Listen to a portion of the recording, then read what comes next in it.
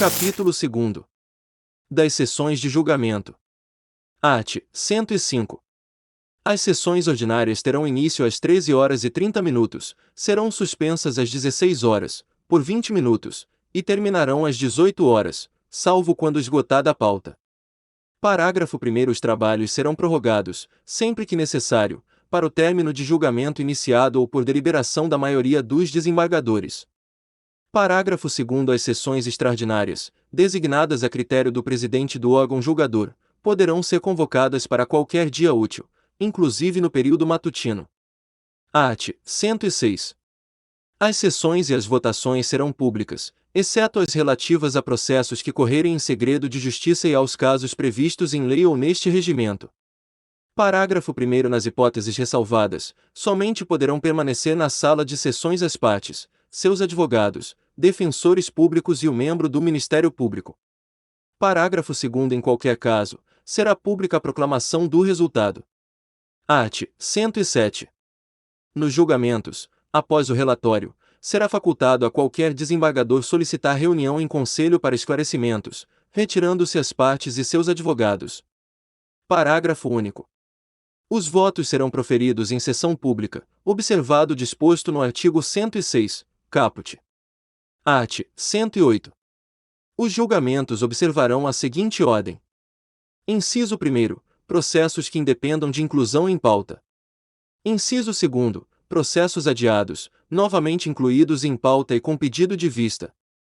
Inciso 3º. Processos em que haja pedido de sustentação oral, observada a ordem dos requerimentos. Inciso 4º. Processos em que haja preferência requerida até o início da sessão. Inciso 5º. Ordem preferencial do artigo 96. Inciso 6º. Demais processos, obedecida a ordem crescente de numeração dentro das respectivas classes. Art. 109. Os pedidos de sustentação oral, nas hipóteses admitidas em lei, serão formulados ao secretário do órgão julgador até o início da sessão ou por meio eletrônico. Parágrafo 1º. As pessoas mencionadas no artigo 1º da Lei nº 10.048/2000 terão preferência para sustentação oral, caso requeiram ao secretário do órgão julgador. Parágrafo 2º. A sustentação oral no incidente de resolução de demandas repetitivas observará o disposto no artigo 984 do Código de Processo Civil. Parágrafo 3º. Havendo disponibilidade técnica, é permitido ao advogado com domicílio profissional em outra cidade realizar sustentação oral por meio de videoconferência ou outro recurso tecnológico de transmissão de sons e imagens em tempo real, desde que o requeira até o dia anterior ao da sessão. Parágrafo 4º. Ato do presidente do tribunal disciplinará o requerimento de sustentação oral por meio eletrônico. Art. 110. Não comportarão sustentação oral as seguintes hipóteses. Inciso 1º. Agravos de qualquer espécie, exceto: alínea A. Agravo de instrumento interposto contra decisão interlocutória que verse sobre tutela provisória de urgência ou da evidência. Alínea B. Agravo de instrumento interposto contra decisão que julgue antecipadamente parte do mérito. Alínea C. Agravo interno interposto contra decisão do relator que extinga o processo na ação rescisória, no mandado de segurança e na reclamação ou que examine pedido liminar nessas mesmas ações. Alínea D. Agravo interno interposto contra decisão do relator que extinga o processo na revisão criminal. Inciso 2º. Embargos de declaração. Inciso 3º. Exceções ou incidentes de impedimento ou de suspeição. Inciso 4º. Conflito de competência. Art. 111. Após o relatório, o presidente da sessão dará a palavra, sucessivamente, ao recorrente e ao recorrido, pelo prazo improrrogável de 15 minutos, salvo na ação penal originária, em que o prazo será de 1 hora, prorrogável a critério do presidente do Conselho Especial. Parágrafo 1º. O representante do Ministério Público, atuando como fiscal da ordem jurídica, terá a palavra após os advogados das partes, pelo prazo improrrogável de 15 minutos, salvo na ação penal privada, em que terá a palavra após o advogado do querelante. Parágrafo 2º. Se houver litisconsortes não representados pelo mesmo advogado, o prazo será contado em dobro e dividido igualmente entre os do mesmo grupo, se diversamente não convencionarem. Parágrafo 3º. Se existir oposição, o advogado do opoente será o último a sustentar, dispondo de prazo idêntico ao das partes originárias. Parágrafo 4º. A sustentação do advogado do assistente, já admitido, sucederá a do representante do assistido, aplicando-se a norma do parágrafo 2º deste artigo. Parágrafo 5º. Na ação penal originária, se houver co-réus em posições antagônicas, os respectivos advogados disporão do prazo referido na parte final do caput deste artigo. Art. 112.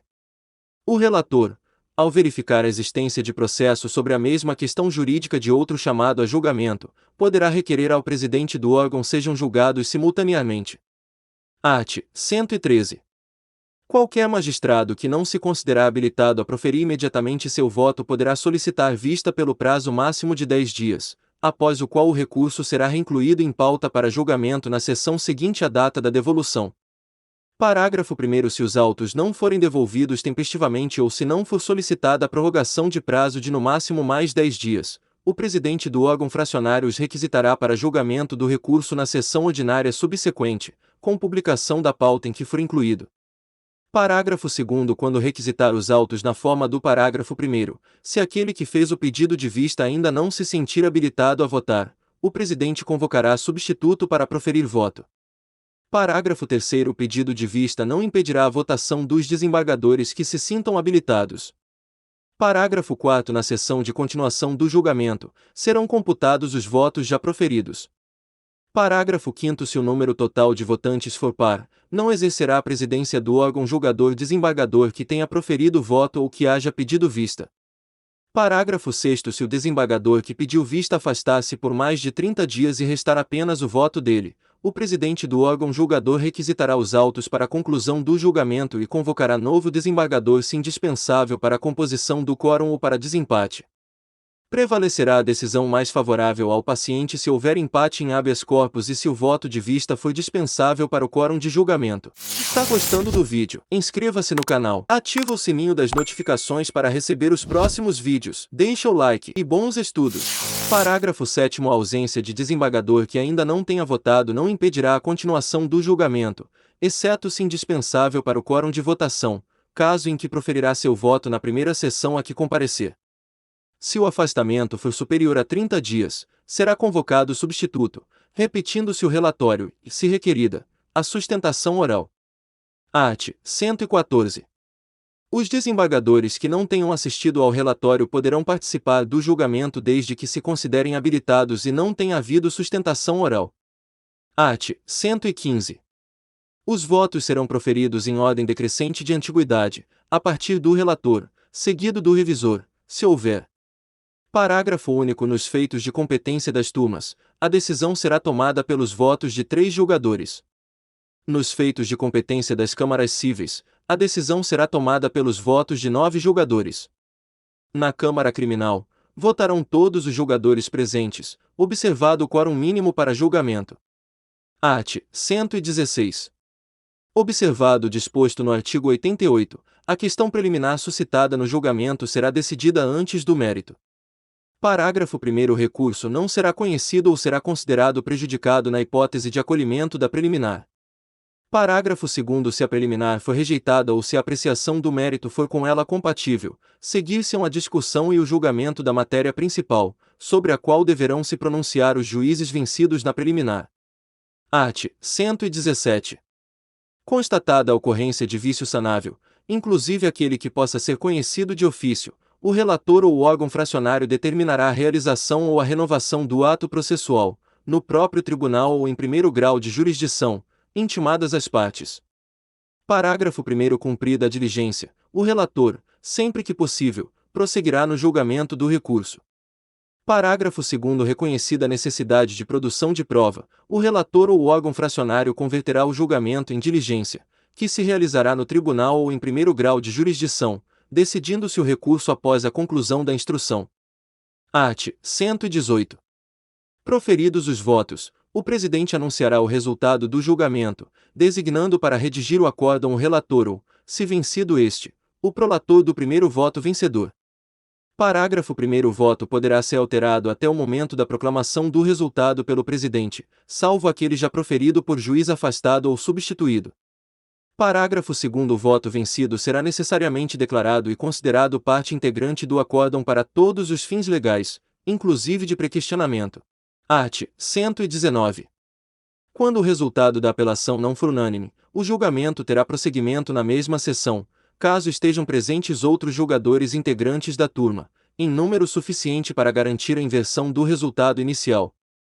Parágrafo 1º. Constatada a insuficiência de quórum, será designada nova sessão de julgamento com a presença dos demais integrantes da turma, ou, se houver necessidade, mediante designação de novos julgadores, assegurado às partes e a eventuais terceiros o direito de sustentar oralmente suas razões.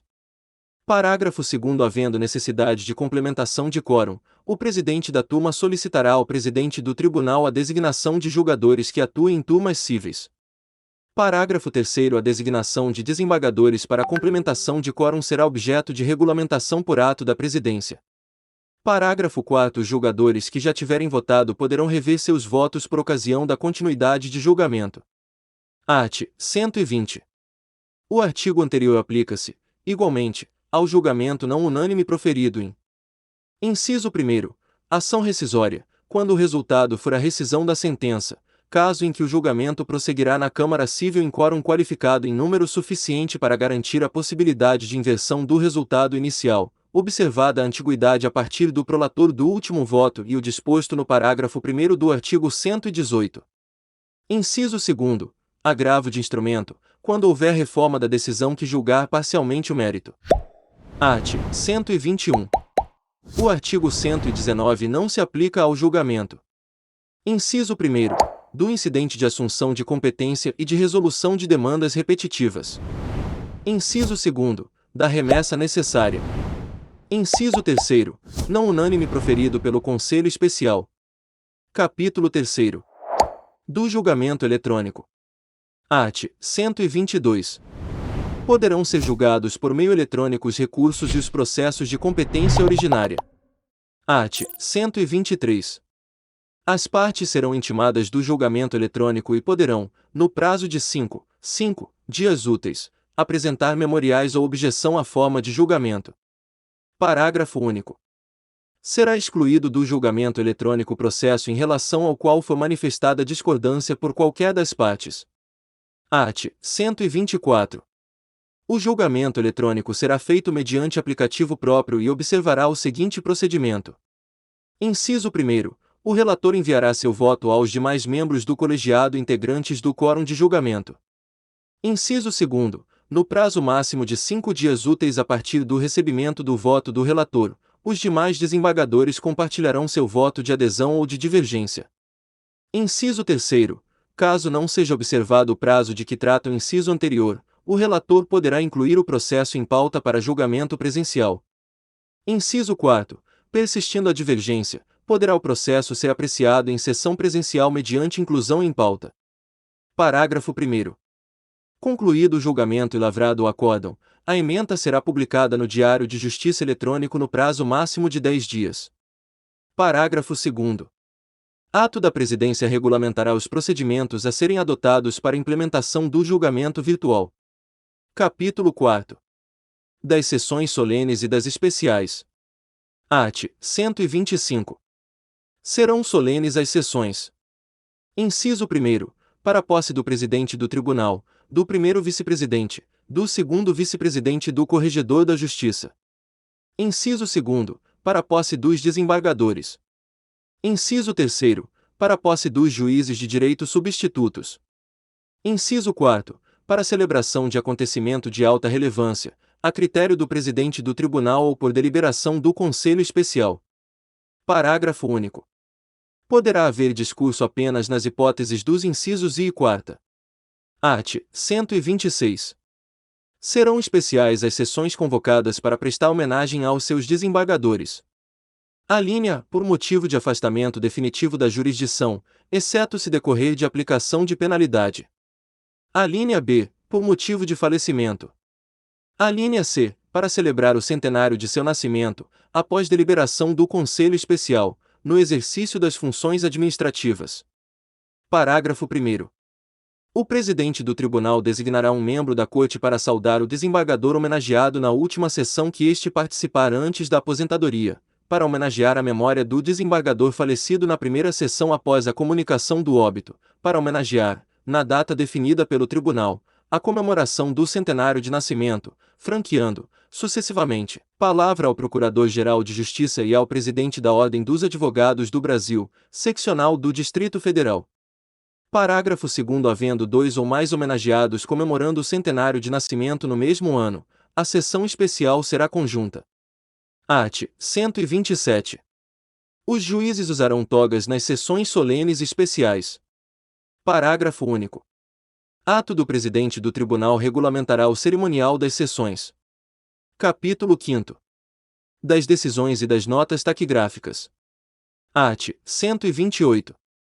As decisões serão lavradas pelo relator em forma de acórdão, do qual constarão a espécie e o número do feito, os nomes das partes e dos desembargadores que votaram, a ementa, o relatório e os votos com as conclusões e os fundamentos da decisão.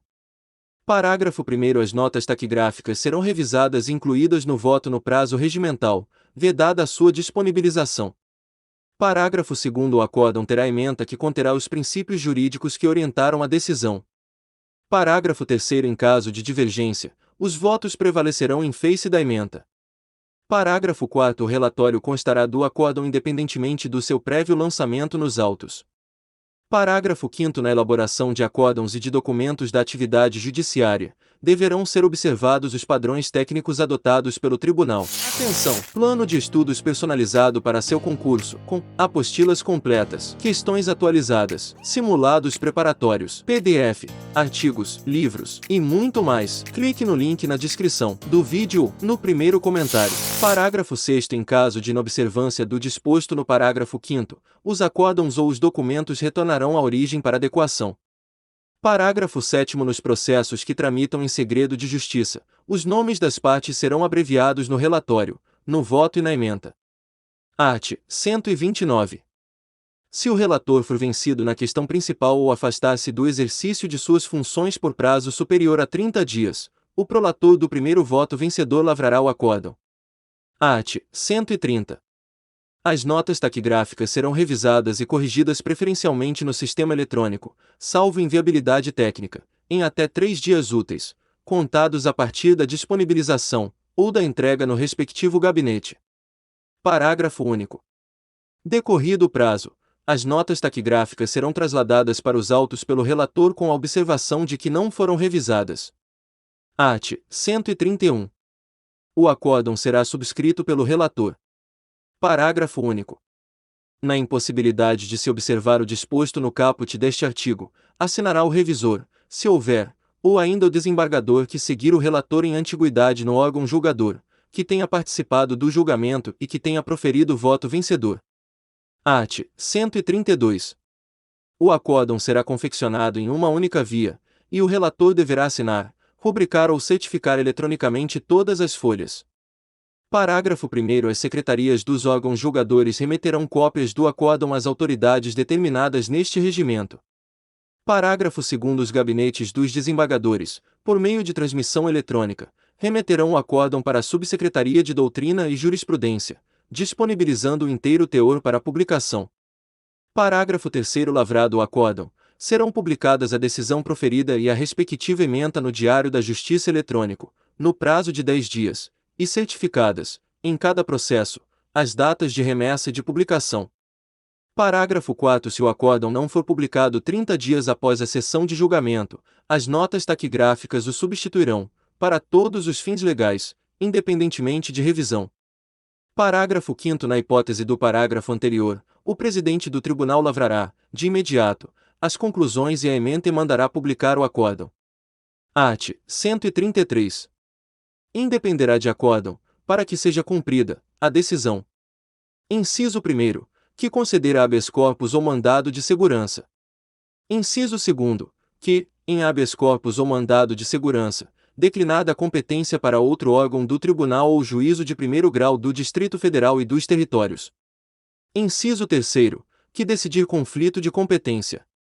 Inciso 4º, que implicar conversão do julgamento em diligência, cabendo ao relator sugerir a inclusão, na papeleta de julgamento, da hipótese indicada no caput deste artigo. Inciso 5º, que julgar procedente reclamação. Inciso 6º, que decidir desaforamento. Parágrafo único.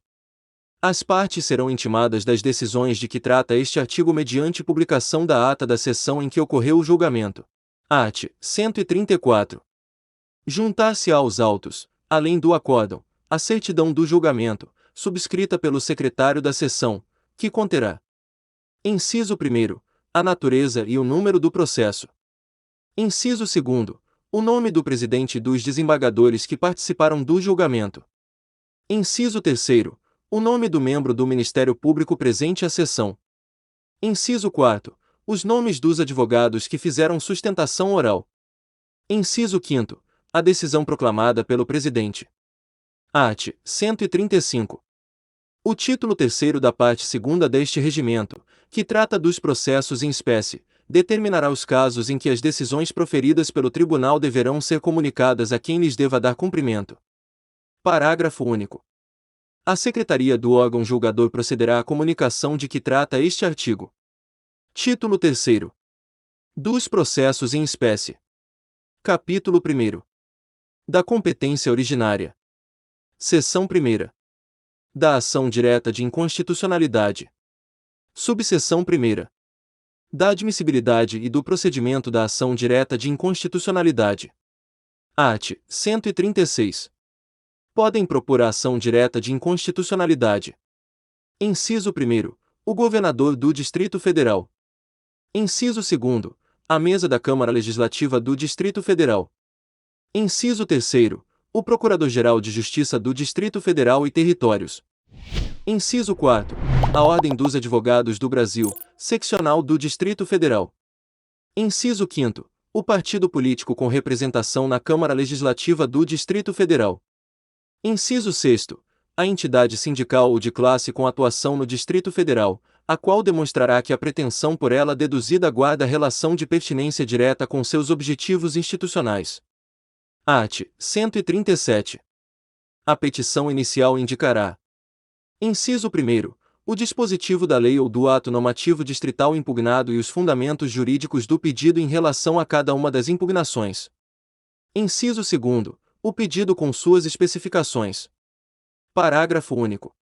A petição inicial deverá ser apresentada em 2 vias e acompanhada de cópias da lei ou do ato normativo impugnado, dos documentos necessários ao exame da impugnação, bem como do instrumento de procuração, quando subscrita por advogado. Art. 138. A petição inicial inepta, a não fundamentada ou a manifestamente improcedente será liminarmente indeferida pelo relator. Contra essa decisão caberá agravo regimental no prazo de 5 dias. Art. 139. Proposta a ação direta, não será admitida desistência. Art. 140. O relator requisitará informações aos órgãos ou às autoridades das quais emanou a lei ou o ato normativo impugnado, que disporão do prazo de 30 dias para fornecê-las, contado da data de recebimento do pedido. Art. 141. Não será admitida intervenção de terceiros no processo de ação direta de inconstitucionalidade. Parágrafo único. O relator, considerando a relevância da matéria e a representatividade dos postulantes, poderá admitir, por despacho irrecorrível, a manifestação de outros órgãos ou entidades, observado o prazo fixado no artigo anterior. Art. 142. Decorrido o prazo das informações, prestadas ou não, o Procurador-Geral do Distrito Federal e o Procurador-Geral de Justiça do Distrito Federal e Territórios serão ouvidos e deverão manifestar-se no prazo de 15 dias, sucessivamente. Parágrafo 1º. Em caso de notória insuficiência das informações existentes nos autos ou de necessidade de esclarecimento de matéria ou de circunstância de fato, o relator poderá requisitar informações adicionais, designar perito ou comissão de peritos para que emita parecer sobre a questão ou fixar data para, em audiência pública, ouvir depoimentos de pessoas com experiência e autoridade na matéria. Parágrafo 2º. O relator poderá, ainda, solicitar informações aos magistrados de primeiro grau acerca da aplicação da norma impugnada no âmbito de sua jurisdição.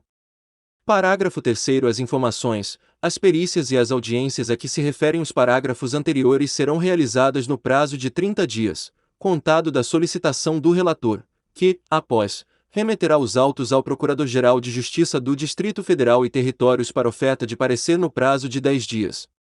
Art. 143. Vencidos os prazos do artigo anterior, o relator lançará o relatório, com cópia para todos os desembargadores componentes do Conselho Especial, e pedirá dia para julgamento. Subseção 2ª. Da liminar em ação direta de inconstitucionalidade. Art. 144. Salvo no período de feriado forense, a liminar na ação direta será concedida por decisão da maioria absoluta dos membros do Conselho Especial, observado o disposto no artigo 155, após a manifestação, no prazo de 5 dias, dos órgãos ou das autoridades dos quais emanou a lei ou ato normativo impugnado. Parágrafo 1º. O relator, se considerar indispensável, ouvirá o Procurador-Geral do Distrito Federal e o Procurador-Geral de Justiça do Distrito Federal e Territórios no prazo de 3 dias. Parágrafo 2º. No julgamento do pedido de liminar, a sustentação oral, por 15 minutos, será facultada aos representantes judiciais dos requerentes e das autoridades ou dos órgãos responsáveis pela expedição do ato. Parágrafo 3º. Será facultada ainda a manifestação do amicus curiae, se admitido, e do Procurador-Geral de Justiça do Distrito Federal e Territórios. Parágrafo 4º. Em caso de excepcional urgência, o Conselho Especial poderá deferir a liminar sem a manifestação dos órgãos ou das autoridades dos quais emanou a lei ou o ato normativo impugnado. Atenção! Plano de estudos personalizado para seu concurso, com apostilas completas, questões atualizadas, simulados preparatórios, PDF, artigos, livros e muito mais. Clique no link na descrição do vídeo, no primeiro comentário. Art. 145. Concedida a liminar, o Tribunal de Justiça do Distrito Federal e dos Territórios fará publicar, no Diário da Justiça Eletrônico e no Diário Oficial do Distrito Federal, a parte dispositiva da decisão no prazo de 10 dias e solicitará as informações à autoridade da qual tiver emanado o ato, observado, no que couber, o procedimento estabelecido na subseção I deste título, que trata da admissibilidade e do procedimento da ação direta de inconstitucionalidade. Parágrafo 1º. A liminar, dotada de eficácia contra todos, será concedida com efeito ex nunc, salvo se o Conselho Especial conceder-lhe eficácia retroativa. Parágrafo 2º. A concessão da liminar torna aplicável legislação anterior, caso existente, salvo expressa manifestação em sentido contrário. Art. 146.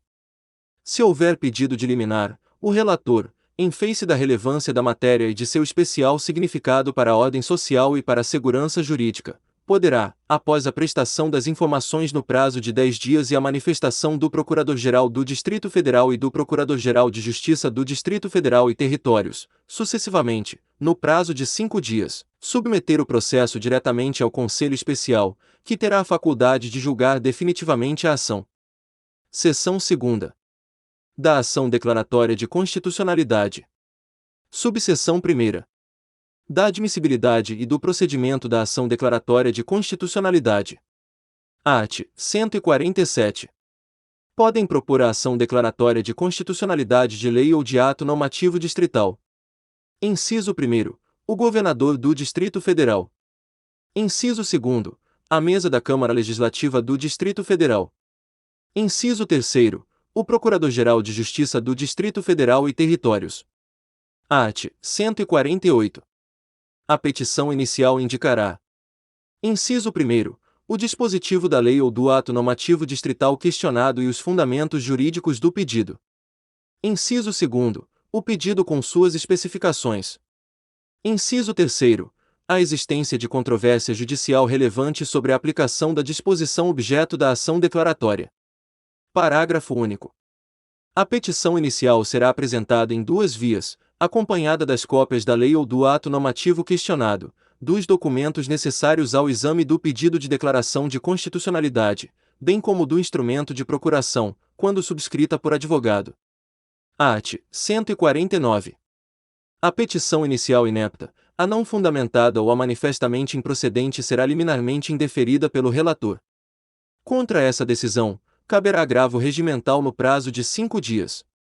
Art. 150. Proposta a ação declaratória, não será admitida desistência. Art. 151. Não será admitida intervenção de terceiros no processo de ação declaratória de constitucionalidade. Art. 152. O Procurador-Geral de Justiça do Distrito Federal e Territórios deverá pronunciar-se no prazo de 15 dias. Parágrafo 1º. Em caso de notória insuficiência das informações existentes nos autos ou de necessidade de esclarecimento de matéria ou de circunstância de fato, o relator poderá requisitar informações adicionais, designar perito ou comissão de peritos para emitir parecer sobre a questão ou fixar data para, em audiência pública, ouvir depoimentos de pessoas com experiência e autoridade na matéria. Parágrafo 2º. O relator poderá, ainda, solicitar informações aos magistrados de primeiro grau acerca da aplicação da norma questionada no âmbito de sua jurisdição. Parágrafo 3º. As informações, as perícias e as audiências a que se referem os parágrafos anteriores serão realizadas no prazo de 30 dias, contado da solicitação do relator, que, após, remeterá os autos ao Procurador-Geral de Justiça do Distrito Federal e Territórios para oferta de parecer no prazo de 10 dias. Art. 153.